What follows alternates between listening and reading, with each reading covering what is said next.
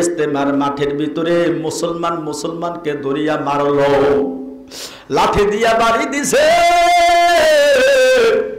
আমার মুসলমান ভাইয়ের মাথা ফাটিয়া রক্ত।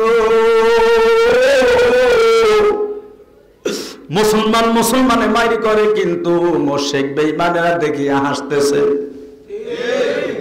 অথচ মুসলমান মুসলমান ভাই, এক ভাই বিপদে পড়িয়া গেলে আর এক ভাই বিপদ উদ্ধার করিয়া দিবে, এমন একটা জামাত সংগঠন হয়ে গেল।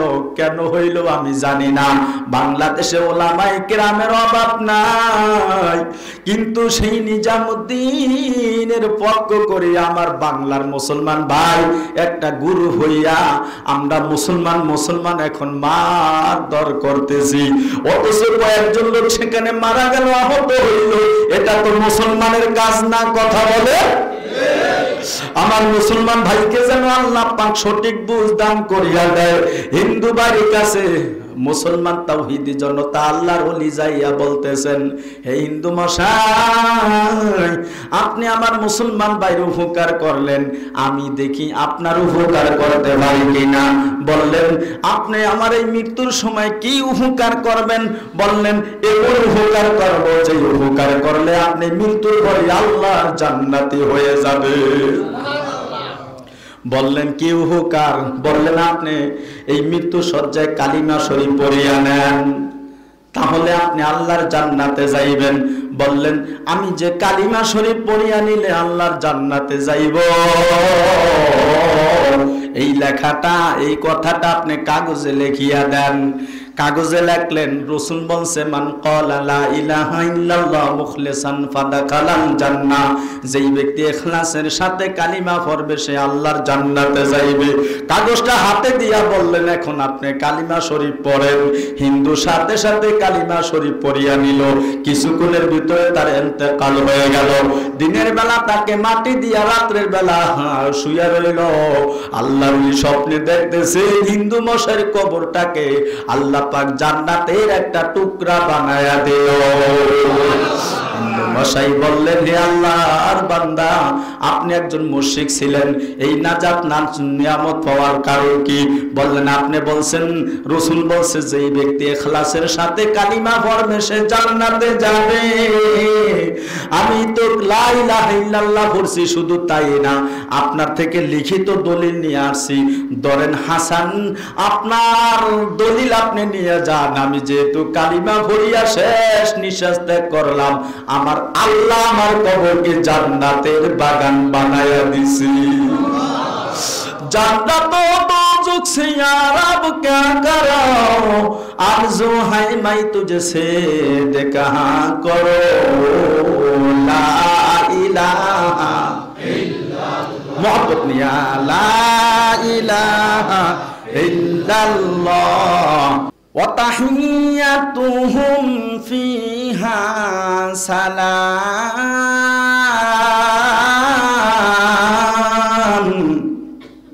জান্নাতের ভিতরে সম্বোধন হবে একে অন্যের সঙ্গে দেখা হলেই সালাম দিয়া। কি দিয়া বলে? পারিবারিকভাবে সালামের ব্যবস্থা কায়েম করুন, সামাজিকভাবে সালামের ব্যবস্থা কায়েম করুন, রাষ্ট্রীয়ভাবে সালামের ব্যবস্থা কায়েম করুন। যদি আপনার সপরিবারের সালামের একটা প্রচলন শুরু করতে পারেন, 1 নম্বর আপনার ভিতরে যোগ্যতা অর্জন হলো, পরিবারের ভিতরে সালামের ব্যবস্থা করলেন, তাহলে আল্লাহর রহমতে আপনি সপরিবারে আল্লাহর জান্নাতে থাকবেন। সালামের অধ্যায় নিয়ে আলোচনা করলে অনেক সময় আলোচনা করা যাবে। রাসূল হাদিসে বলছে, আসসালামু ক্বাবলাল কালাম, কথা বলার আগে সালাম দাও। মোবাইলে আপনার বন্ধুকে আপনি ফোন দিলেন, তাহলে হ্যালো এই কথা বলবেন না, আসসালামু আলাইকুম, কোথায় বন্ধু? তখন বন্ধু কি বলবে? ওয়া আলাইকুমুস সালাম, আমি মসজিদে নামাজ পড়ার জন্য যাইতেছি। কথা বলেন। আর এখন তো বর্তমানে মোবাইলে সালাম দিয়া বলে, হ্যালো কই? বাড়িতে কয় বাজারে আছি। মোবাইলে মিথ্যার আড্ডা চলে, আড্ডা। মোবাইলে সালাম দিবেন, সালামের উত্তরে দিবেন। আর মহিলারা পুরুষকে মোবাইল করিয়া বলে হেলো হেলো হেলো, বাজার থেকে তরকারি নিয়ে আইসো। এক কথায় দুই কথা বাড়াইতে বাড়াইতে মোবাইলের টাকা সব শেষ করে কথা বলে। অথচ উচিত ছিল কি, মহিলা পুরুষকে মোবাইল করিয়া আসসালামু আলাইকুম, বাজার নিয়ে আসিয়েন, আসসালামু আলাইকুম রাখি, এতটুকু বলাই তো যথেষ্ট। কি বলেন? সংসারে সালামের ব্যবস্থা কায়েম রাখবেন। তো যেই আল্লাহ জীবন দিয়া পাঠাইলেন ওই আল্লাহ মৃত্যু দিয়ে নিয়ে যাবেন। তো মৃত্যু হবে, আপনার আমার মৃত্যু হবে। তো আল্লাহ পাক বলেন লা তাখুযুহু সিনাতু ওয়ালা নাউম, আল্লাহ পাকের মৃত্যু তো হবে দূরের কথা, আল্লাহ পাককে ঘুম এবং তন্দ্রা জুরুনি স্পর্শ করে না। মানুষ জোরে কিনা, কিছুক্ষণ পরেই দেখবেন জোরা শুরু হয়ে যাবে। সবাই কোরআনের কথা শুনবেন মহাব্বত নিয়ে। আজকে যারা এই বৃষ্টি বাদল থাকা সত্ত্বেও এই কোরআনের ছাত্র, আমিও হলাম, আপনিও হলেন, বহু দূর থেকে আসলাম, সর্বপ্রথম আল্লাহ আপনাকে আমাকে মাফ করে দিলেন। আল্লাহ আপনাকে জাহান্নাম থেকে মুক্তি দিলেন। তৃতীয় নম্বরে আল্লাহর বেহেশত আপনার জন্য অপেক্ষা করতেছে। 5 শ্রেণীর লোকের জন্য মহান আল্লাহর বেহেশত অপেক্ষা করে। তার ভিতরে 1 শ্রেণীর লোক হলো তালিল কোরআন, যিনি কোরআন তেলাওয়াত করবে, কোরআন শুনবে, কোরআনের প্রতি একটা সম্পর্ক তৈরি করলো, ওই ব্যক্তি মহান আল্লাহর জান্নাত ওই ব্যক্তির জন্য অপেক্ষা করতে থাকবে। হাফিজুল লিসান, যেই ব্যক্তি মুখকে হেফাজত করলো, জবানকে হেফাজত করলো, মুখে অনর্থক কথা বলবেন না, যদি পারেন আল্লাহর নাম নেবেন। বলেন কার নাম? আল্লাহ আমাদের সকলকে বুঝার ও মানার তৌফিক দান করেন। আমি আমার পঠিত গুরুত্বপূর্ণ আলোচনায় চলে যাচ্ছি, বেশি রাত করব না, ওয়েদার একটু ঠান্ডা। তাহলে আল্লাহকে ঘুম এবং তন্দ্রা স্পর্শ করে না। স্বামী স্ত্রী দুইজন ঘুমের ঘরে গেলেন। স্ত্রী স্বামীকে বললেন, স্বামী স্ত্রীকে বললেন যে আল্লাহ যদি আমাদেরকে একটা সন্তান দান করে তাহলে আমরা এই সন্তানটাকে আল্লাহর জন্য মান্যত করলাম, মসজিদের খাদেম বানাবো। তো স্বামী স্ত্রী দুইজন মান্যত করলেন, তাদের মান্যত আল্লাহ তাআলা কবুল করে নিলেন। ওই রাত্রি স্বামী স্ত্রীর মাধ্যমে আল্লাহ তাআলা তাদের গর্ভে একটা, স্বামীর স্ত্রীর মাধ্যমে ওই আল্লাহর বান্দির গর্ভে একটা বাচ্চা দিলেন। বাচ্চাটা পেটের ভিতরে আসলো, এখন আল্লাহর কাছে দোয়া করলো, ফাতাকাব্বাল মিন্নি,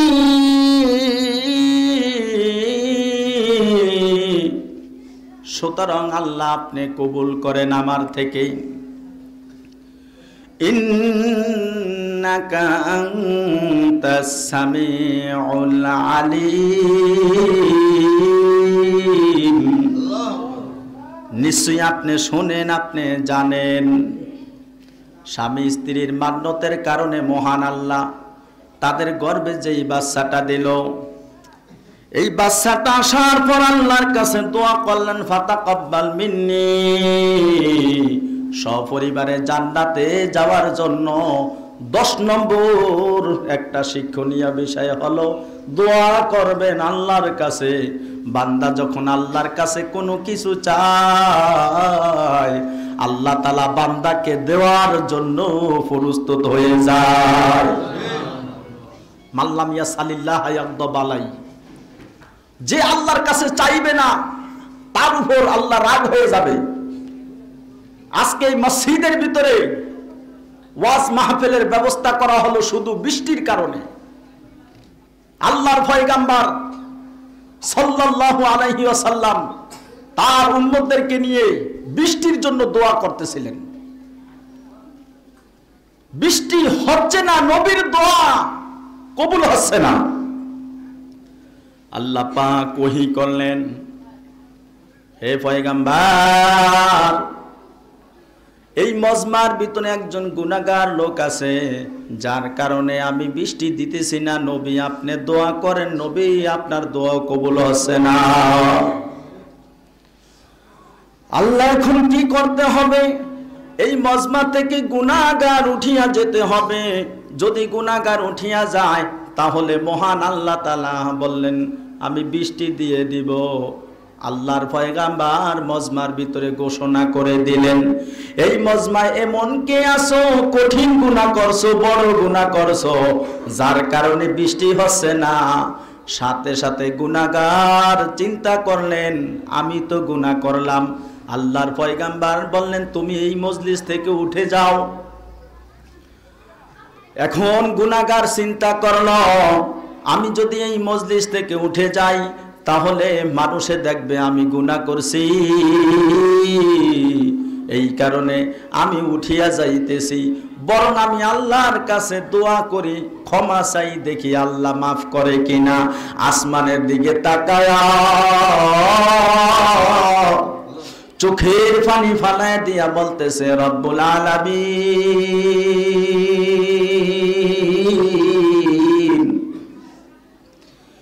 কি গুনাহ করছে পৃথিবীর মানুষ জানে না, তুমি কিন্তু আলিমুল গায়ব, গায়ব সম্পর্কে জানো।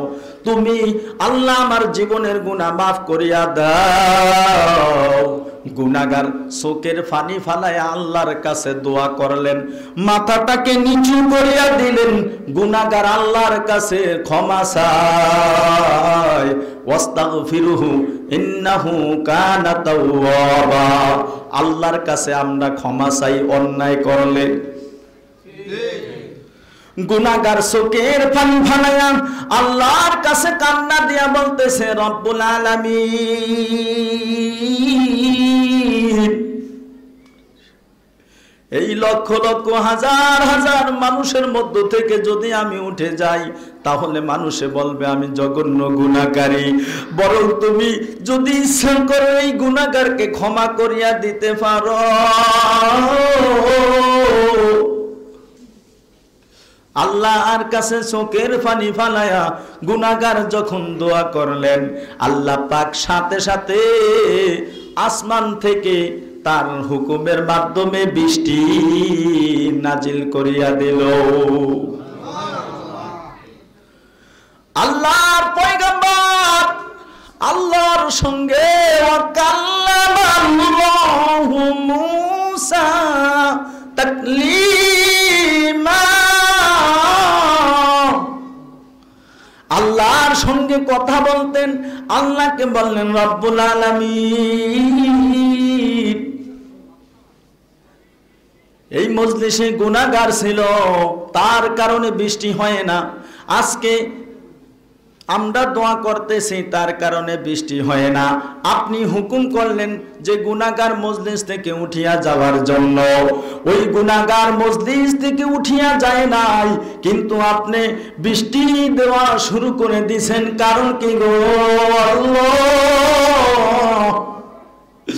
আল্লাহ পাক ডাক দিয়া বললেন, হে আমার পয়গম্বর, যার কারণে আমি বৃষ্টি দেই নাই আমি তার কারণে বৃষ্টি দিলাম। কারণ সে আমার কাছে মাফ চাইলো, ক্ষমা চাইলো, চোখের পানি ফালাইলো। মানুষ যদি চোখের পানি ফালাইয়া আল্লাহর কাছে ক্ষমা চায়, আল্লাহ মানুষকে মাফ করিয়া দেয়। সাগরের ফেনা পরিমাণ যদি, সাগরের সমুদ্রের পানি পরিমাণ যদি অন্যায় করে, গুনাহ করে, আল্লাহর কাছে ক্ষমা চায়, আল্লাহ রাব্বুল আলামিন ওই বান্দাকে মাফ করিয়া দেয়। আজকে চোখের পানি ফালাইয়া আমরা সবাই আল্লাহর কাছে ক্ষমা চাইব। বাহিরে যত মুসলমান তাওহীদি জনতা আছেন সকলের ভিতরে চলে আসেন, কেউই বাহিরে থাকবে না। যুবকের বিরুদ্ধ মানুষের জীবনে চারটা সময়, একটা হলো কিশোরকাল, একটা হলো শিশুকাল, আর একটা হলো যৌবনকাল, আর একটা হলো বৃদ্ধকাল। শিশুকালে কোনো হিসাব নাই, কিশোরকালে কোনো হিসাব নাই, যৌবনকালে হিসাব আছে, বৃদ্ধকালে হিসাব আছে। এ যুবক হে বৃদ্ধ, চলাফেরা অবস্থায় খুব সাবধান, অন্তরটাকে নরম করিয়া দেন। অন্তর নরম থাকবে তো যেই জায়গা, যেই অন্তরটা নরম নিচু হয়ে যাবে, ওই অন্তরে আল্লাহর রহমত গোলায়া যাবে। এই যে বৃষ্টি হইল, যেখান দিয়া জায়গাটা নেশা সেখানে দেখি পানি গোলায়া হইল, আর যেখানে জায়গা উঁচা সেখানে কোনো পানি নাই। পাক বলতেছেন লা তাকনাতু মির রাহমাতিল্লাহ ইন্নাল্লাহা ইয়াগফিরুয যুনুবা জামিআ ইন্নাহু হুয়াল গফুরুর রহিম। আল্লাহু আকবার। আল্লাহর পয়গম্বর আল্লাহর সঙ্গে কথা বলিয়া বললেন রব্বুল আলামিন গুনাহগার তো মজলিস থেকে বের হইল না, বললেন এই গুনাহগার আমার দিকে তাকায়া আমার রহমতের আশায় আমি একটা গফফার আমার নাম আমার কাছে মাফ চাইছে, আমি তারে মাফ করিয়া দিলাম। আল্লাহ যদি এক গুনাহগারকে মাফ করিয়া আল্লাহ হুকুম করলেন যে ওই গুনাহগারের কারণে আমি আবার বৃষ্টি নাজিল করলাম। আজকে বৃষ্টি হইছে অসুবিধা নাই, কিন্তু আওয়াজ তো যাইতেছে। মা বোনেরা ঘুমাইবেন না, আপনার জীবনে আমার জীবনে একটা সময় গেছে শিশুকালের সময়, আপনার আমার একটা কিশোরকাল সময় গেছে, এখন যৌবনকালে পদার্পণ করলাম। বৃদ্ধ বাবাজিরা এখন বৃদ্ধ অবস্থায় আছেন, অন্তরটা নরম করিয়া দেন। এমন একটা ঘরে শুয়ে থাকবেন যেই ঘরে জানালা নাই, যেই ঘরে বাতি নাই, যেই ঘরে বিছনা নাই, যেই ঘরে গেলে টেলিফোন করিয়া মোবাইল করিয়া খোঁজ খবর নেওয়া যাবে না, ওই ঘর হলো কবরের ঘর। ওই কবরের কথা স্মরণ করিয়া প্রত্যেকটা মানুষ ভিতরে চলে আসে। আল্লাহ কবুল মঞ্জুর করেন, কেউই বাহিরে থাকিয়েন না। হে হাজিওয়ালা গাজিওয়ালা, হে এলাকার ভাই, যুবক ভাই, হে মুরব্বী বাবা, বাড়িতে ঘুমাইবেন না। যেই ঘরে ঘুমাইবেন ওই ঘরে আপনার দাদা একদিন ঘুমাইয়াছিল, হঠাৎ করে ফেরান পাখি উড়ে গেল, আপনার দাদা কবরে শুয়া রইল। আপনার আব্বা ওই ঘরে শুয়া ছিল, হঠাৎ করে ফেরান পাখি উড়ে গেল, আপনার আব্বাকে ধরাধরি করিয়া ওই অন্ধকার কবরে শুয়ে দিলেন। এ বর্ষাকালে যখন মানুষ মারা যায়, কবর করার সময় কবরের ভিতরে পানি গলায় যায়। আমি বহু কবর দেখলাম, কবর করার পর কবরের ভিতরে পানি জমিয়া রইল। আত্মীয় স্বজন বারবার পানি সিঁচিয়া ফালায়, কিন্তু পানি যত ফালায় তত ওঠে। কিছু আত্মীয় ডাক দিয়া বলতেছে পানি না ফালায় ওই পানির ভিতরে দিয়া দাও, কারণ আমরা মাটি দিয়া ফিরি হইতে হবে। আপনি আমি যোগ দিয়ে এখন মারা যায়, সকাল হওয়ার আগে আগে আপনাকে কবরে দিয়া দাফন করিয়া সবাই চলে আসবে। কি নিয়া রওনা দিলাম, কেস লিয়া হায় क्या कर रहा है, নতিজা क्या होगी, কি কারণে দুনিয়াতে আসলাম, কি করতেছি, ফলাফল কি হবে। একটু মনটাকে বুঝান যুবক বৃদ্ধ বাবাজি। বাহিরে একটা লোক থাকবেন না, বাড়িতে একজন মুরব্বী বাবা থাকবেন না। আপনি মসজিদ ঘরের ভিতরে আসিয়া সুন্দরভাবে আল্লাহর কোরআনের ছাত্র হইয়া কিছু আলোচনা সরিয়া আজকে কান্নাকাটি করিয়া আমরা সবাই বাড়িতে যাব, আল্লাহ যেন মাফ করিয়া দেয়। কি নিয়া রওনা দিব ওই কথা স্মরণ করা লাগবে। জোরে বলবেন কথা ঠিক কিনা? একটু জিকির করুন লা ইলাহা ইল্লাল্লাহ।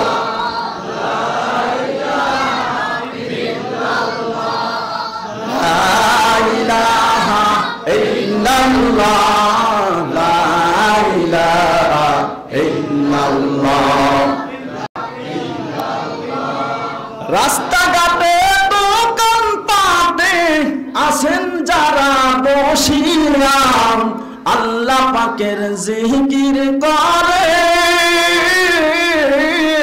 মাদ্রাসার মাহফিলে আসিয়া লা ইলাহা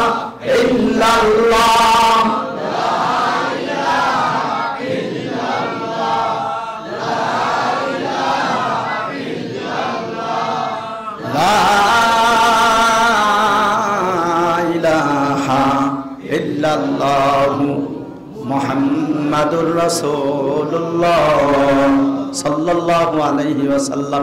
জিকির করণে কেউ বিরক্ত হলেন না। এক হিন্দু বাজারের স্বর্ণকার ব্যবসায়ী, সে স্বর্ণকার ব্যবসায়ী অসুস্থ হয়ে পড়লেন।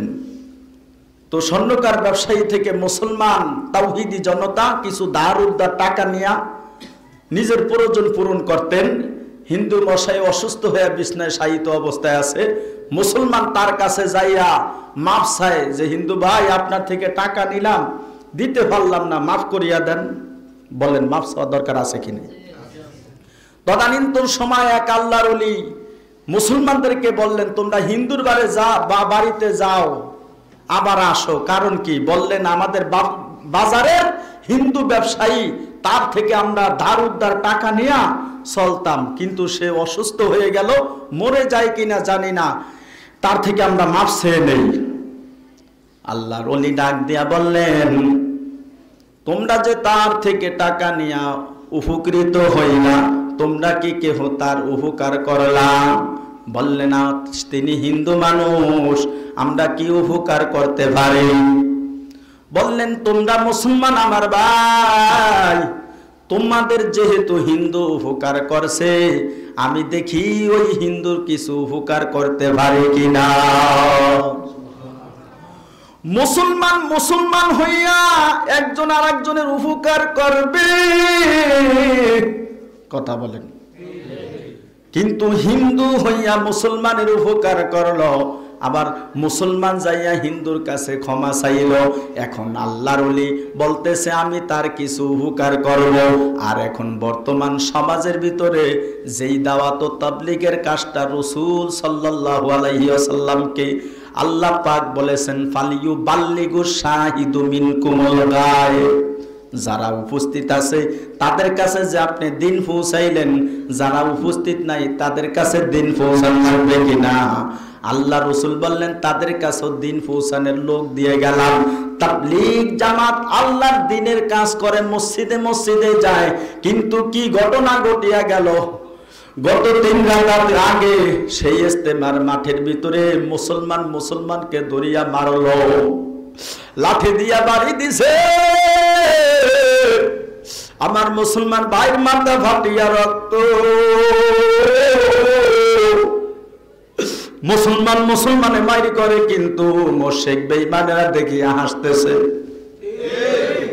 অথচ মুসলমান ভাই, এক ভাই বিপদে পড়িয়া গেলে আর এক ভাই বিপদ উদ্ধার করিয়া দিবে, এমন একটা জামাত সংগঠন হয়ে গেল। কেন হইল আমি জানি না। বাংলাদেশে ওলামায়ে কেরামের অভাব নাই, কিন্তু সেই নিজামুদ্দিনের পক্ষ করে আমার বাংলার মুসলমান ভাই একটা গুরু হইয়া আমরা মুসলমান এখন মার দর করতেছি। অথচ কয়েকজন লোক সেখানে মারা গেল, আহত হইল, এটা তো মুসলমানের কাজ না, কথা বলে। আমার মুসলমান ভাইকে যেন আল্লাহ পাক সঠিক বুঝ দান করিয়া দেয়। হিন্দু বাড়ির কাছে মুসলমান তাওহীদি জনতা আল্লাহর ওলি যাইয়া বলতেছেন হে হিন্দু মশাই, আপনি আমার মুসলমান ভাইয়ের উপকার করলেন, আমি দেখি আপনার উপকার করতে পারি কিনা। বললেন আপনি আমার এই মৃত্যুর সময় কি উপকার করবেন? বললেন এমন উপকার করব যে উপকার করলে আপনি মৃত্যুর পরে আল্লাহর জান্নাতি হয়ে যাবে।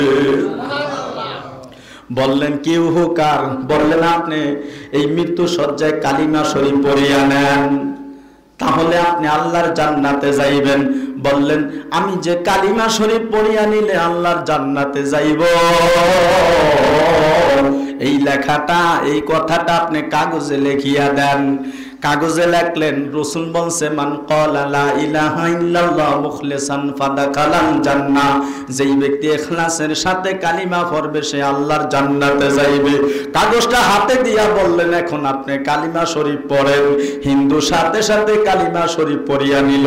কিছুক্ষণের ভিতরে তার ইন্তেকাল হয়ে গেল। দিনের বেলা তাকে মাটি দিয়া, রাতের বেলা শুইয়া রইল। আল্লাহর স্বপ্নে দেখতেছে হিন্দু মশাইয়ের কবরটাকে আল্লাহ পাক জান্নাতের একটা টুকরা বানায়া দিল। মশাই বললেন হে আল্লাহর বান্দা, আপনি একজন মুশরিক ছিলেন, এই নাজাত নিয়ামত পাওয়ার কারণ কি? বললেন আপনি বলছেন, রাসূল বলছে যে এই ব্যক্তি ইখলাসের সাথে কালিমা পড়বে সে জান্নাতে যাবে। আমি তো লা ইলাহা ইল্লাল্লাহ পড়ছি, শুধু তাই না আপনার থেকে লিখিত দলিল নিয়ে আসছি। ধরেন হাসান, আপনার দলিল আপনি নিয়ে যান। আমি যেহেতু কালিমা পড়িয়া শেষ নিঃশ্বাস ত্যাগ করলাম, আমার আল্লাহ আমার কবরকে জান্নাতের বাগান বানায়া দিছি।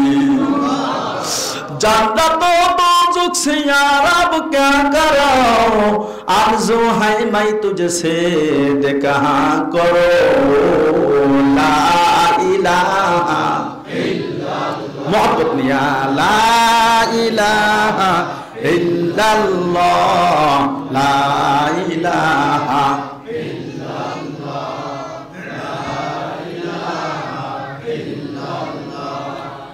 লা ইলাহা ইল্লাল্লাহু মুহাম্মাদুর রাসূলুল্লাহ সাল্লাল্লাহু আলাইহি ওয়াসাল্লাম। তাহলে স্বামী স্ত্রী দুইজনই মান্নত করলো আল্লাহর জন্য, তাদেরকে যদি আল্লাহ বাচ্চা দান করে, ওই বাচ্চাটা গর্ভের ভিতরে আস্তে আস্তে বড় হইতেছে। মহিউদ্দিন আব্দুল কাদের জিলানী রাহমাতুল্লাহ আলাইহির মা 18 পারা কোরআনুল কারীম মুখস্থ ছিল। তার মায়ের গর্ভের ভিতরে যখন তিনি ছিলেন, তখন মহিউদ্দিন আব্দুল কাদের জিলানী রাহমাতুল্লাহ আলাইহির মা উঠতে পড়তে, বসতে, খাইতে, লইতে, চলাফেরায় অধিকাংশ সময় কোরআনুল কারীম মুখস্থ পড়তেই থাকতেন। মা যে কোরআন পড়তো, সন্তান গর্ভে থাকিয়া মায়ের কোরআন শুনতো। মা 18 পারা কোরআনুল কারীম মুখস্থ করলো, সন্তান গর্ভে থাকিয়া 18 পারা কোরআনুল কারীম মায়ের গর্ভে থাকিয়া মুখস্থ করলো।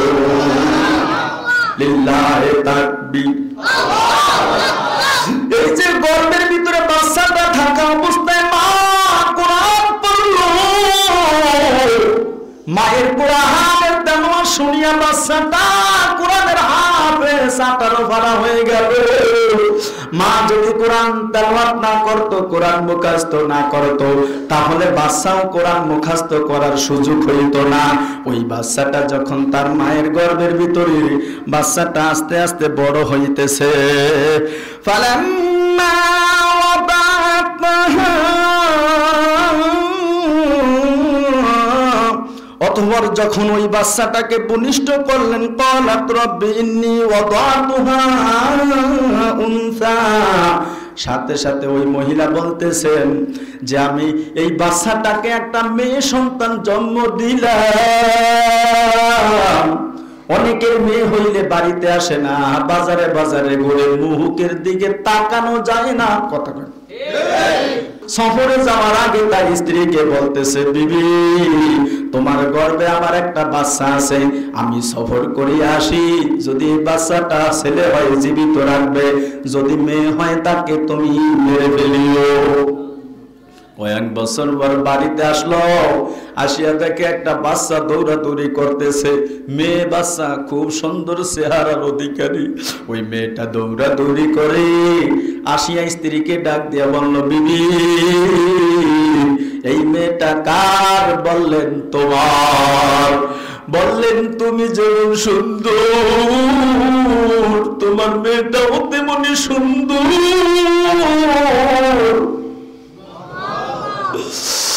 বললেন আমি বলছি না যে মেয়ে হইলে তাকে তুমি মেরে ফেলবে। বললেন তুমি সফরে ছিলাম, মেয়ে জন্মগ্রহণ করলো, এই মেয়েটার চেহারার দিকে তাকাও, আমি আর মেয়েটাকে হত্যা করতে পারি নাই। তুমি যেটা সুন্দর, তোমার মেয়েটাকেও সুন্দর। আল্লাহ পাক বলেন, লাকাদ খালাকনাল ইনসানা ফি আহসানি তাকওয়ীম, আমি অতিশয় সুন্দর গঠন করিয়া মানুষ বানাইছি। এই মানুষ কিন্তু আল্লাহ পাক জাহান্নামে দেওয়ার জন্য পাঠায় নাই, মানুষে গাছ লাগায় ফল খাওয়ার জন্য। ওই গাছ যদি মরিয়া যায় তাহলে গাছটাকে কাটিয়া লাকি বানায়। আল্লাহ পাক মানুষ বানাইছে তার বন্দেগী করার জন্য। যদি এই মানুষ যদি আল্লাহর ইবাদত না করে, আল্লাহর বিধান না মানে, ওয়াকুদুহান নাসু ওয়াল হিজারা, আল্লাহ পাক বলেন জাহান্নামের জ্বালানি হবে পাথর, জাহান্নামের জ্বালানি হবে মানুষ। পাথর এবং মানুষ হবে জাহান্নামের জ্বালানি। গাছটারে যেমন আগুনে ফুলিয়া লার্কি বানায় আগুনে ফুলে, যদি মানুষ আল্লাহর বন্দেগী না করে, মানুষটাকে দিয়া জাহান্নামের লার্কি বানানো হইবে। আল্লাহ সুন্দর গঠনে মানুষ বানাইলেন, এই মানুষকে জাহান্নামে দেওয়ার জন্য বানায় নাই। একটু মনটা নরম করিয়া দেয়, যেই বাড়িঘর বানাইলেন একদিন এই বাড়ি ঘর নিয়ে আপনাকে অন্ধকার ঘরে শুয়ে থাকা লাগবে। এলাকার একটা মুসলিম ভাই, একটা মুরব্বী আল্লাহর বান্দা বাড়িতে না থাকে আজকে একটু চলে আসে, আল্লাহ আপনি কবুল মঞ্জুর করিয়া নেন। আল্লাহ পাক বলেন লাকাদ খলাকনাল ইনসানা ফি আহসানি তাকওয়িম,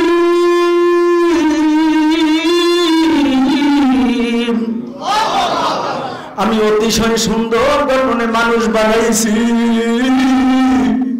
মানুষের ভিতরে আল্লাহ পাক 5টা আবরণ দিয়া দিলেন। মানুষের ভিতরে পশম আছে, মানুষের ভিতরে চামড়া আছে, মানুষের ভিতরে গোস্ত আছে, মানুষের ভিতরে হাড্ডি আছে, মানুষের ভিতরে মজক আছে। ইসলামের বানাও দিলেন 5টি, আর দৈনিক দিলেন 5 ওয়াক্ত নামাজ। এই মানুষ কিভাবে নিষ্ঠুর হইয়া যায়। স্বামী স্ত্রীকে ডাক দিয়ে বলল, বিবি আমার এই মেয়েটাকে তুমি সাজায় গোছায়া দাও, তাকে নিয়ে একটু বেড়াইতে যাই। মা সুন্দর করিয়া সাজায় গোছায়া দিলেন। ওই বাচ্চাটাকে নিয়ে পাহাড়ে চলিয়া গেল। পাহাড়ে যাইয়া কুয়া করতেছে, কবর বানাইতেছে। ছোট্ট বাচ্চা দৌড় দিয়া আসিয়া আব্বার মুখের ভিতরে ওই যে মাটি লাফায় উঠিয়া দাড়িতে লাগিয়া যায়, ঝাড়িয়া দেয়। আব্বা আপনি এত কষ্ট করিয়া কেন কুয়া বানাইতেছেন? আম্মা বলতেছে তুমি খেলতে থাকো। ওই বাচ্চাটা দৌড়াদৌড়ি করে যখন কুয়া বানানো শেষ হইয়া গেল, কবর বানানো শেষ হইয়া গেল, বললেন আমার মেয়ে তুমি আমার দ্বারে আসো। বাচ্চাটা যখন মা বাবার কাছে আসলো, নিষ্ঠুর বাবা তার ধাক্কা দিয়ে ওই কবরের ভিতরে ভালো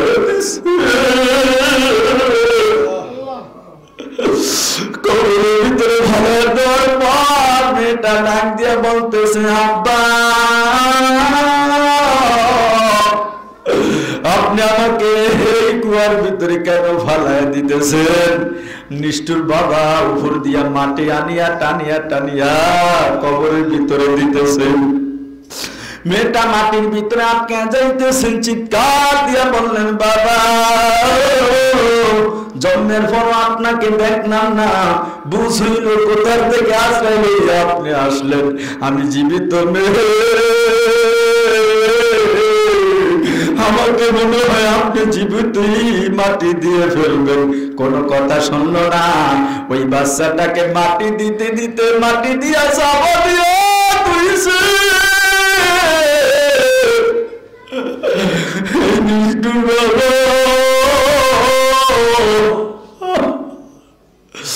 মেয়েটাকে যখন মাটি দেওয়া শেষ হয়ে গেল, তখন বাবার মনের ভিতরে জল্পনা কল্পনা শুরু হইয়া গেল। মানুষে যতই নিষ্ঠুর হোক না কেন, অন্যায় করিয়া আবার একটু অনুশোচনা করে, কথা বলেন ঠিক কিনা? আল্লাহর নবী মসজিদের ভিতরে বসিয়া রইছে। এই মেয়ে হত্যাকারীর বাবা মসজিদের ভিতরে ঢুকিয়া গেল। আল্লাহ রাসূল চাদরটা বিছায়া দিল। আল্লাহর হাবিব মুহাম্মদ সাল্লাল্লাহু আলাইহি ওয়াসাল্লামের চাদরটা নিয়ে মুখে চুমা দিয়া বললেন, নবীজি আমি বড় অন্যায় করলাম। বললেন কি করলাম? বললেন আমি বড় অন্যায় করছি গো নবী, আমি কালিমা পড়তে চাই। আর কালিমা পড়লে কি আল্লাহ আমাকে মাফ করবে? বললেন হ্যাঁ, তোমার শিরকি গুনাহ মাফ করবে। বললেন আমার মনে হয় একটা গুনাহ মাফ হবে না। বললেন কি গুনাহ করছেন যে কালিমা পড়লেও মাফ হবে না? বললেন আমি আমার ছোট শিশু বাচ্চাটাকে জীবিত মাটি দিয়ে কবর দিয়েছি। আমার মনে হয় এই গুনাহটা আল্লাহ মাফ করবে না। আল্লাহ শুনিয়া সাথে সাথে চোখের পানি ফালাইয়া দিল। জিবরাইল আসিয়া বললেন, নবীজি আপনি আপনার বান্দা আল্লাহর বান্দাকে ফিরিয়ে দিবেন না? সে যদি কালিমা পড়ে 70 বছরের সে কি গুনাহ মাফ হবে, মেয়ে হত্যার গুনাহ মাফ হবে। সে কালিমা পড়িয়া দিল। এই সাহাবী হলো কিভাবে জীবিত মেয়েটাকে মাটি দিয়ে ফেলল। যার মেয়ে আছে খারাপ জানবেন না ভালো জানবেন? কথা বলেন, খারাপ জানবেন না ভালো জানবেন? আমি মনপুরাতে 8 বছর ধরে ওয়াজ মাহফিল করি। আমাকে এক বাসায় দাওয়াত দিল, জোহর নামাজ পড়িয়া খানা খাইতে গেলাম। আমি যাওয়ার পর শুনতেছি শুধু কান্নার আওয়াজ। আমি বললাম, ঘরের ভিতরে তো কান্না আসে কেন? বললেন, গত বছর আমার মা মারা গেছে, 1 বছর পর আমার বোনেরা বাড়িতে আসলো, মার নামে একটু দোয়ার আয়োজন করব। এই বছর মাদ্রাসার মাহফিল হুজুররা আসলো এবং আপনারা বক্তারাও আসলেন। হুজুর আমার মা নাই, এই কারণে আমার বোনেরা 1 বছর বয়সিয়া কান্দে।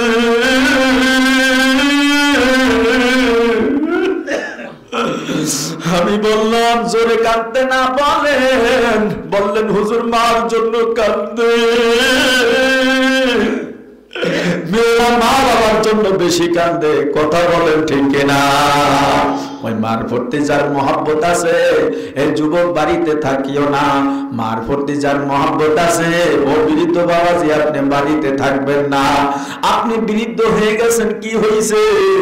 আপনার মা তো দুনিয়াতে একদিন ছিল, এখন নাই। ওই মায়ের জন্য একটু কান্দিয়া দোয়া করবেন, আল্লাহ কবুল মঞ্জুর করেন। সকলে বলেন আল্লাহুম্মা আমিন। ওই মহিলার সেই বাচ্চাটা ভূমিষ্ঠ হয়ে গেল। কথা বলিয়া গেছেন নি? আমি যে আলোচনা নিলাম, ওয়াজাতুহা উনসা,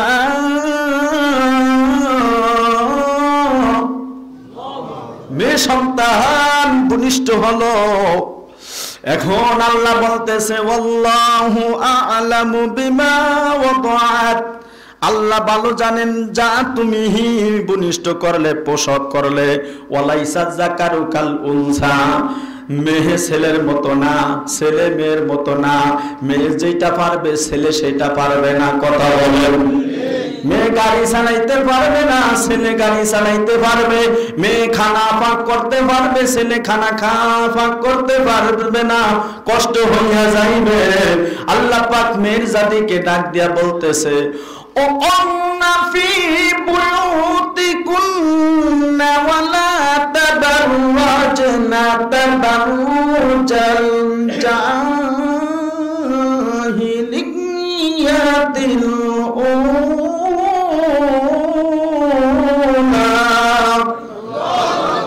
আল্লাহ পাক মেয়ে জাতিদেরকে ডাক দিয়ে বলতেছেন, হে মেয়ে জাতিরা, তোমরা তোমাদের ঘরে থাকবা। অফিস করে না, ক্লাব করে না, দোকান করে না, বাজারের করে না, রাস্তার করে না। তোমরা যেই পরিবার পরিজন নিয়ে বাড়িতে থাকো, ওই পরিজন নিয়ে বাড়িতে থাকবে। আর এর আগে আমরা শুনলাম মেয়েরা স্লোগান দিতেছে, পুরুষ নারী, মহিলা পুরুষের সমান সমান অধিকার। আল্লাহ পাক বলেন, আর-রিজালু কাওয়ামুনা আলান নিসা। আল্লাহ পাক পুরুষদেরকে মহিলাদের উপর কর্তৃত্ব দান করলেন। মহিলারা যেটা পারবে সেটা পুরুষে পারবে না। মহিলারা বাচ্চা গর্ভধারণ করতে পারে, কিন্তু পুরুষের সম্ভব না। মহিলারা রান্না করতে কোনো ঝামেলা মনে করে না। ও মহিলারা, আপনাদেরকে আল্লাহ পাক বলছে জাহিলিয়াতের যুগের মহিলাদের মতো সাজসজ্জা করিয়া বের হবেন না। আগের মা বোনেরা যখন নিজের স্বামীর বাড়ি থেকে নিজের ভাইয়ের বাড়ি যাইত, তখন রিস্কার চতুর্পাশে 12 হাতি কাপড় দিয়ে একটু ঘুরায় বেড়ার মতো দিত। নাতিরে ডাক দিয়া বলতো, দেখো রিস্কাওয়ালা দাঁড়ে আছে কিনা দূরে আছে। রিস্কাওয়ালা যদি দাঁড়িয়ে থাকে, নাতিরে বললো যে রিস্কাওয়ালারা একটু শব্দে বলো, তারপর আমি রিস্কার ভিতরে উঠিয়া যাই। আর বর্তমানে ফ্যাশন বোরকা বের হইছে, বুড়ো মানুষ যদি ওই ফ্যাশন বোরকার ভিতরে ঢুকে তাহলে একটু জুয়ান জুয়ান লাগে, কথা বলে ঠিক কিনা? আগের বোরকা ছিল কত সুন্দর ডিলা ডালা, মহিলারা যখন বাহিরে বের হবে হাত মৌজা ফাও মৌজা দিয়া বের হবে। তবে হাত মৌজা ফাও মৌজা পুরুষের কিনিয়া দিতে হবে, জোরে করেন ঠিক কিনা? মহিলারা বাড়ি ঘরে থাকবে, বাড়ি ঘরে চতুর্পাশে আউলি থাকবে, যদি আউলি থাকে বিন পুরুষে মহিলাকে দেখবে না, মহিলাকে পর্দায় রাখার দায়িত্ব হলো পুরুষের। আমরা আজকে এই কথাটা শুনলাম, মহিলাকে পর্দায় রাখার দায়িত্ব হলো কে? পুরুষ। আল্লাহ আমাদেরকে মানার তৌফিক দান করেন, বুঝার তৌফিক দান করেন, জোরে বলেন আমিন। মহিলাদেরকে যে আল্লাহ ঘরে থাকতে বললেন, এটা কি অন্যায় বললেন? মহিলারা বলতে পারেন যে হুজুর আমরা যদি ঘরে থাকি তাহলে আমরা তো সব সময় বান্দা থাকলাম। ওয়াস আপনারা ভুল বুঝবেন না, মহিলারা ঘরে থাকা তাদের জন্য এটাই শান্তিময়। একটু জোরে বলেন কথা ঠিক কিনা? এক বেলায় গেছে হুন্ডা কিনতে যাইয়া মহিলারা যে ওয়াস উল্টা উল্টা বোঝে সেই কথাটা বুঝাইতে যাইয়া ছোট্ট একটা এক্সাম্পল দিতেছি। গ্যারেজে ঢুকিয়া বলতেছে হোন্ডাওয়ালা ভাই, আপনি হোন্ডা বিক্রি করেন, সবচেয়ে ভালো হোন্ডা কোনটা? বললেন এই হোন্ডা যদি আপনি নেন তাহলে এই হোন্ডাটা আপনি 10 বছর এক হাতে চালাইবেন, কোনো ক্ষতি হইব না, ভাঙবো না, এই হোন্ডাটা ভালো থাকবে। ওই লোক বিসমিল্লাহ বলিয়া বললেন যে এইটাই নেই, কিনিয়া নিয়া বের হইছে, রাস্তায় গেছে, এক হাত দিয়া চালান শুরু করছে। তো এক হাত দিয়া বান জিনিস কন্ট্রোল করা কি সম্ভব? খাইছে বাড়ি, গাড়ির সাথে বাড়ি খেয়ে গেছে, উল্টায় পড়িয়া গেছে। এখন দৌড়াদৌড়ি করিয়া গ্যারেজে আসিয়া বলতেছে, ও হোন্ডালা ভাই, আপনি বললেন এক হাতে চালাইলে হোন্ডা 10 বছরের কিছু হইবে না, কিন্তু আমি 10 মিনিটের ভিতরে কি করলাম? অ্যাক্সিডেন্ট করলাম। বললেন ভাই আপনি যে এক হাতে চালাইতে বলছি, তো এক হাতে চালাইছেন? হ্যাঁ এক হাতে চালাইছে। কিভাবে? এক হাত দিয়ে চালাইলেন। তো এক হাত দিয়ে চালাইবেন মানে আপনি একা চালাইবেন, আপনার বন্ধু চাইবে, বন্ধুরে দিবেন না, আপনি একা চালাইবেন, 2 হাত দিয়েই চালাইবেন। তো উল্টা উল্টা যদি ওয়াজ বুঝে তাহলে বলবে যে হুজুরা আমাকে বিরুদ্ধে ওয়াজ করে গেছে, কথা বলতে। আমার মা বোনেরা, আপনারা পর্দায় থাকবেন, পর্দার ভিতরে থাকলে আপনাদের জন্য সতর্ক, আপনাদের জন্য হেফাজত। আল্লাহর বান্দি ভূমিষ্ঠ করলেন, প্রসব করলেন একটা মেয়ে। আল্লাহ পাক বলেন ওয়ালাইসা যাকারু কাল উনসা, ছেলে মেয়ের মতো হবে না। এই মেয়েটা আস্তে আস্তে বড় হইতেছে, মেয়ের বাবা ইন্তেকাল হয়ে গেছে, মেয়ের বাবা ইন্তেকাল হয়ে গেছে। এখন এই মেয়েটা আস্তে আস্তে বড় হইতেছে, কিন্তু মা বাবা দুইজনই মান্যত করলো এই মেয়েটাকে আল্লাহর ঘরের খাদেম বানাইবে, তাদেরকে যেই সন্তান আল্লাহ দান করবে। মেয়েটা আস্তে আস্তে বড় হইল, ওই সময় ওই মসজিদের ইমাম হয়ে গেল তার খালু জাকারিয়া আলাইহিস সালাম। জাকারিয়া আলাইহিস সালামকে বললেন, আমার মেয়েটাকে আমরা আল্লাহর জন্য মান্যত করলাম, এই মেয়েটাকে আপনার তত্ত্বাবধানে দিয়ে গেলাম, সে মসজিদ ঘর ঝাড়ু দিবে, মসজিদে একটা রুমের ভিতরে থাকবে, ওই রুমে এর ভিতরে থাকিয়া আল্লাহর ঘর ঝাড়ু দিয়া পরিষ্কার পরিচ্ছন্ন করিয়া রাখে। যখনই আল্লাহর বান্দা জাকারিয়া আলাইহিস সালাম সেই রুমের ভিতরে প্রবেশ করতেন, সেখানে আল্লাহর কুদরতি খাদ্য দেখতেন মেয়েটার সামনে। তখন মেয়েটাকে বললেন যে এই খাদ্য কোথায় পেলে? মেয়েটা বললেন এই খাদ্য আল্লাহর পক্ষ থেকে আল্লাহ দান করেছে।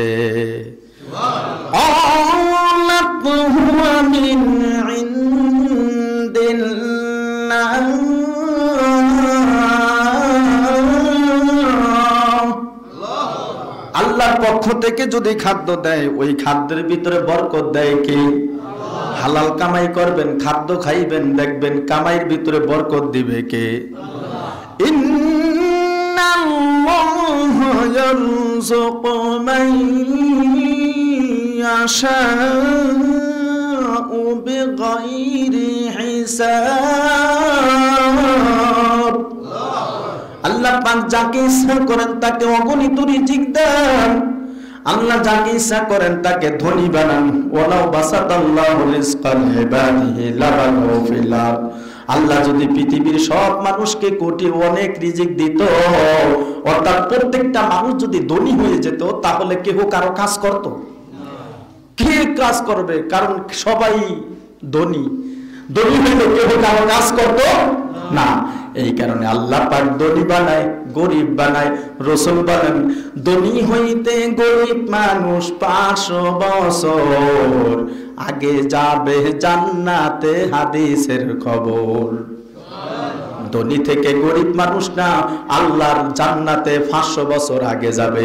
কারণ ধনীর হিসাব আছে, যত সম্পদ দিছে সেই সম্পদের হিসাব দিতে হবে, কিন্তু গরিবের হিসাব কম। ওই গরিব, যেই গরিব ইমানদার নামাজি আল্লাহওয়ালা, ওই গরিব,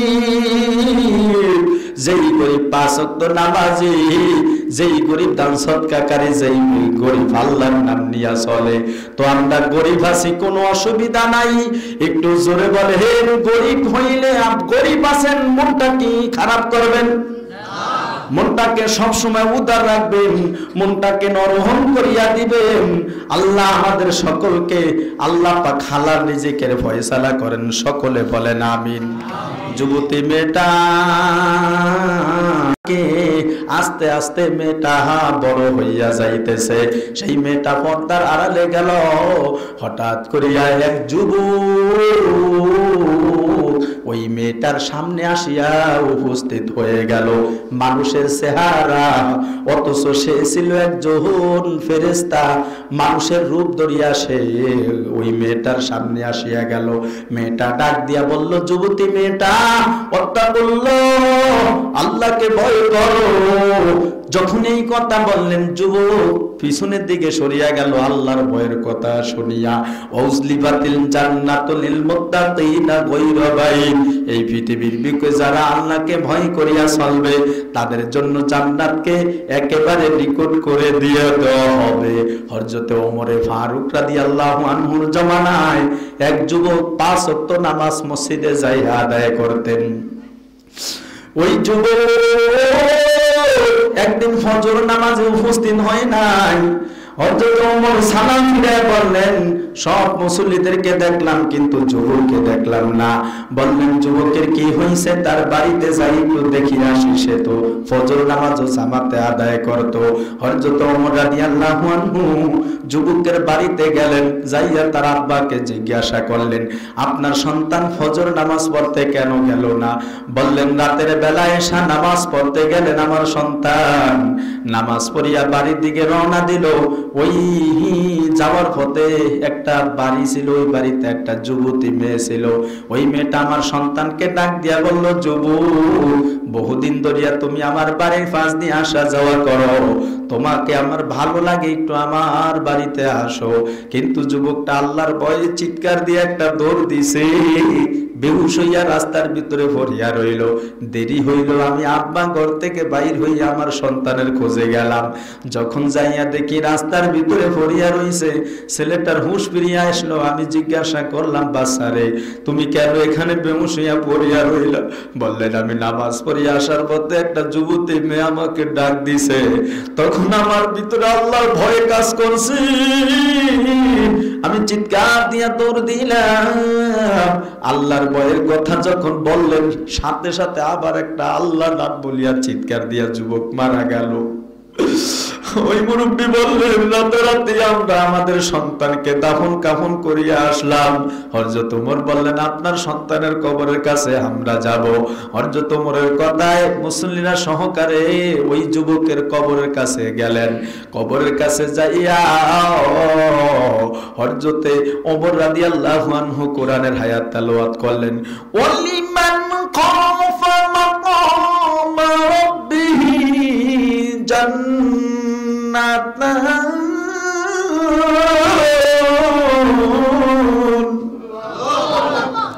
আর যেই ব্যক্তি আল্লাহকে মহব্বত করে ভয় করবে, আল্লাহকে ভয় করিয়া অনাহান নাফসানিল হাওয়া, অন্যায় থেকে সে ফিরিয়া ছিল, সে গুনার কাছে যায় নাই, ফাইনাল জান্নাত হিয়াল মাওয়া, আল্লাহ তাকে জান্নাত দিয়া দিবে।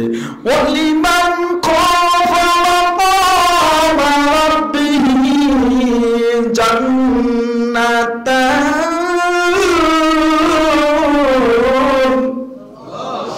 আল্লাহ তাকে দুইটা জান্নাত দিবে। হযরত ওমর নাক দিয়ে বললেন, যুবক তুমি কবর থেকে উত্তর দাও, তোমার আল্লাহ তোমাকে দুইটা জান্নাত দিছে কিনা। হযরত ওমরকে কবরের মধ্য থেকে যুবক ডাক দিয়া বলতেছে, আমি আল্লাহকে ভয় করার কারণে আমি কবরে আসার পরে আল্লাহ আমাকে দুইটা জান্নাতের মালিক বানায়া দিল। জান্নাত তো জলসে আরবো क्या करो, हर जो है भाई तुझसे দেখা করো। এই জীবনে না করিলাম বন্দেগি, চোখে দেখা হারাইলাম বন্দেগি। কথা কর ঠিক কিনা? যুবক বাবার বাইরা, হে বৃদ্ধ বাবাজিরা, অন্তর নরম করিয়া দিবে, কারণ অন্তর নরম না হইলে চক্ষু দিয়া পানি বের হইবে না। দুনিয়া থাকিয়ে কান্না জাহান্নামের ভয়ে, কবরের ভয়ে, মৃত্যুর ভয়ে যদি কান্না দেন, কবর হাসর মিজান ফজিরাতে কোনো ভয় থাকবে না। আল্লাহর বান্দি বাচ্চাটা হই বান্দি, বাচ্চাটা বড় হইয়া গেল, যুবতী হয়ে গেল, তার সামনে মানুষের সুরাত ধরিয়া আসিয়া গেল একটা যুবক। তখন বলল, আল্লাহকে তুমি ভয় করো। মানুষের সুরত ধরিয়া আসলো। আমি বলছি 10টা যদি আমল করেন তাহলে আপনি সপরিবারে জান্নাতে যাইবেন। 1 নম্বরে সালাম, 2 নম্বরে হলো ঘরে ফিক্সার রাখবেন না, ছবি রাখবেন না। ওই যুবক মানুষের ছবি ধরিয়া আল্লাহর বান্দির যুবতী মেয়ের সামনে আসিয়া গেল। আপনার ঘরে যদি বিভিন্ন প্রকারের ছবি থাকে, কালকে আজকে যে ছবিগুলো নামিয়ে ফেলবেন। প্রয়োজনে হজ করতে চাইবেন, আপনার ছবি করার প্রয়োজন হয়েছে, ওই ছবিগুলো ঢাকিয়া রাখবেন বিভিন্ন সিস্টেমে, তবে টানায়া রাখবেন না, প্রয়োজনীয় ছবি ছাড়া ঘরে রাখবেন না। 3 নম্বর হলো আপনার ঘরের ভিতরে নামাজের ব্যবস্থা করে রাখবেন, কারণ নামাজ যদি ঘরের ভিতরে পড়ে তাহলে ওই ঘরের ভিতরে আল্লাহর রহমত দান করে কে? মকুন সুস্তি নামাজে ফানজে গানা, ফাওয়াইলুল লিল মুসাল্লিন আল্লাযিনা। 5 ওয়াক্ত নামাজ আপনারা নিজেরা পড়বেন, আপনার সন্তানদেরকেও নামাজের কথা বলবেন। এখন মুসল্লি ভাই, আপনি মসজিদে আসিয়া নামাজ পড়েন, আপনার মেয়ে ছেলে নামাজ পড়ে কিনা সেদিকেও একটু লক্ষ্য রাখতে হবে। নফল নামাজ ঘরে পড়বেন, ইশরাক নামাজ ঘরে পড়বেন, তাহাজ্জুদ নামাজ ঘরে পড়বেন, সালাতুল হাজত নামাজ ঘরে পড়বেন, শাস্তের নামাজ ঘরে পড়বেন, ইত্যাদি নফল নামাজগুলো ঘরে পড়বেন এবং ফরজ নামাজগুলো আসিয়া জামাতের সাথে আদায় করবেন। আল্লাহ রাসূলের ইন্তেকালের আগে অসুস্থ হয়ে পড়লেন। হযরত আবু বকর রাদিয়াল্লাহু আনহু কাঁধের উপর হাত দিয়া আল্লাহ রাসূল জামাতে শরীক হইয়া গেল। আল্লাহ রাসূল জামাতের দিকে তাকায়া চোখের পানি ফেলে কাঁদে।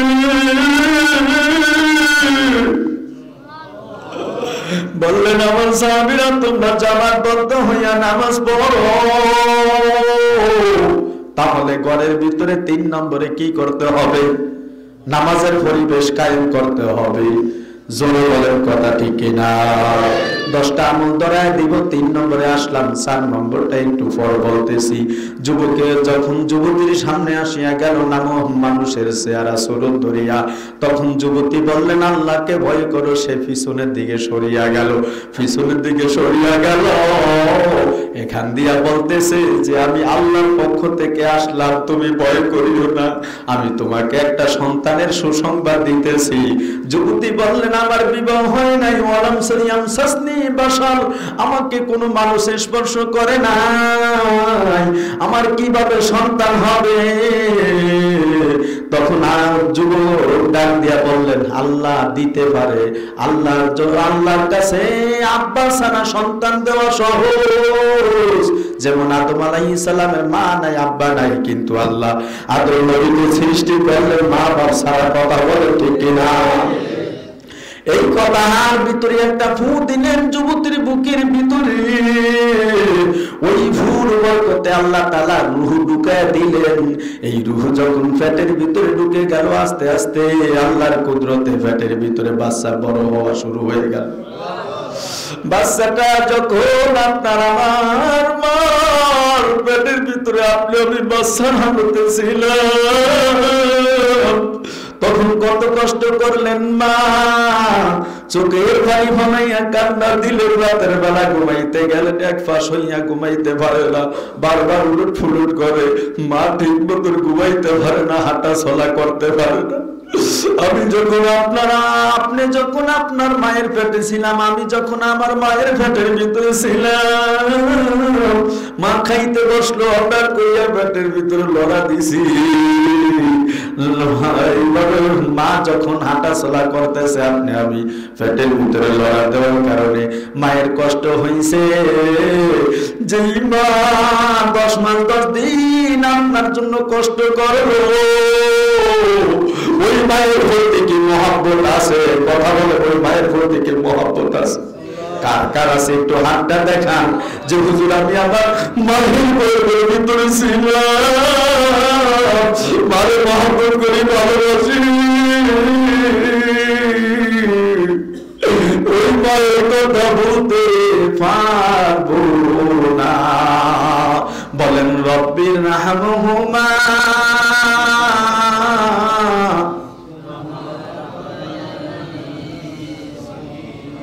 হাত নামান, বলেন রব্বির রাহমহুমা কামা রাব্বায়ানি সগীরা। মায়ের কান্দন সারা জীবন, বোনের কান্দন কয়েক দিনের গো, গড়ের বিবির কান্দন কয়দিন পরে থাকে না। দুঃখের দরদি আমার জনম দুঃখী মাই, দুঃখের দরদি আমার জনম দুঃখী মাই। বলেন আপনি আমি কি আপনার আমার মায়ের পেটে একদিন ছিলাম কিনা? কথা বলেন, ছিলাম কিনা? ধরেন মা এখন দুনিয়াতে আমার নাই, আপনার যার মা নাই, আমি একটু দেখতে চাই যে হুজুর আমার মাও দুনিয়াতে নাই। হুজুর মায়ের জন্য একটু দোয়া করেন হুজুর। হযরত সাদ রাদিয়াল্লাহু আনহু নবীর কাছে আসিয়া বললেন, নবীজি আমার মা দুনিয়াতে নাই, আমি মায়ের জন্য কি করতে পারি? আল্লাহ রাসূল বললেন, পানি দিয়া দাও, কারণ মরুভূমিতে পানির দরকার ছিল। তোমার মায়ের জন্য তুমি পানি দিয়া দাও, ইন্দ্রা করো, কূপ বানায়া দাও, কারণ মরুভূমিতে পানির দরকার।